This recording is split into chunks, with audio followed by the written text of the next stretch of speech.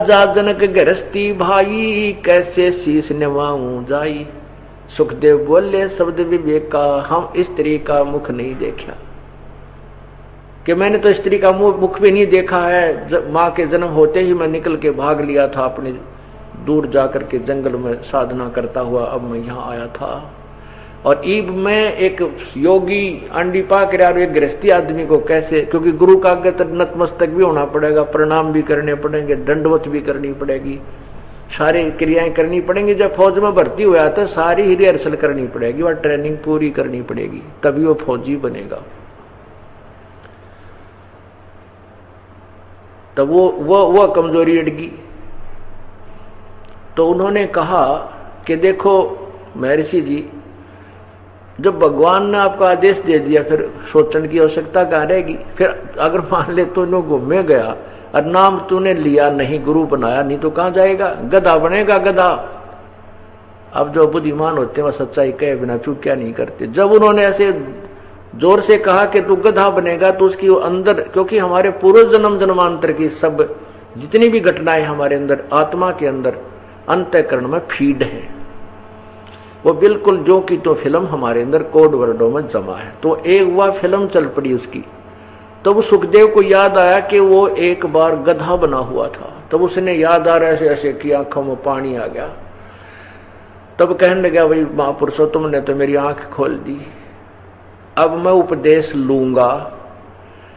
मैं एक समय गधे की योनि भोग रहा था, सुखदेव ऋषि बता रहे हैं। उस समय कुम्हार के पजावे पे मैं चढ़ता था, ऊपर से पक्की ईंटें मेरे ऊपर कमर पर लाद देता था, कच्ची ईंटें नीचे लाकर पक्की उतार देता था, नीचे से फिर कच्ची ईंटें भर के ऊपर पजावे पर ऊंचे 40 फुट ऊंचाई पर चढ़कर डाला करता था।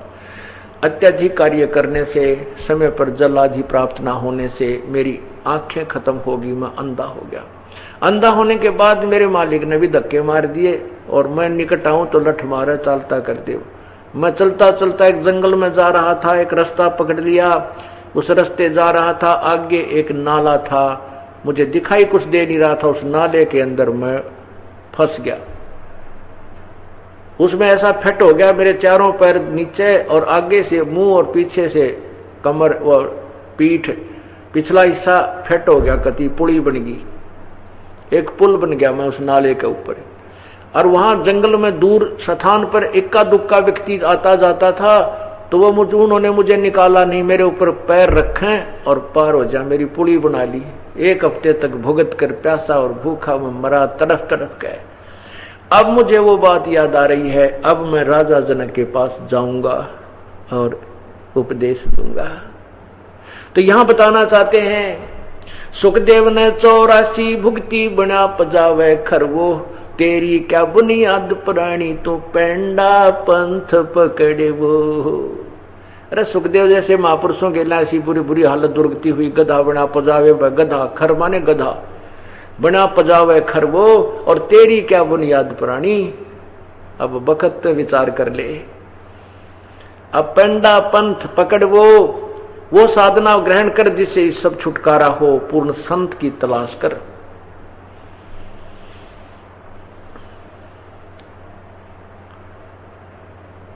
अब इन कथाओं से आपने एक तो ये हुआ कि गुरु धारण करना अति आवश्यक है। गुरु के बिना बात नहीं बनेगी, और गुरु भी नकली ना हो, पूर्ण गुरु। पूरे गुरु की सेवा कीजय,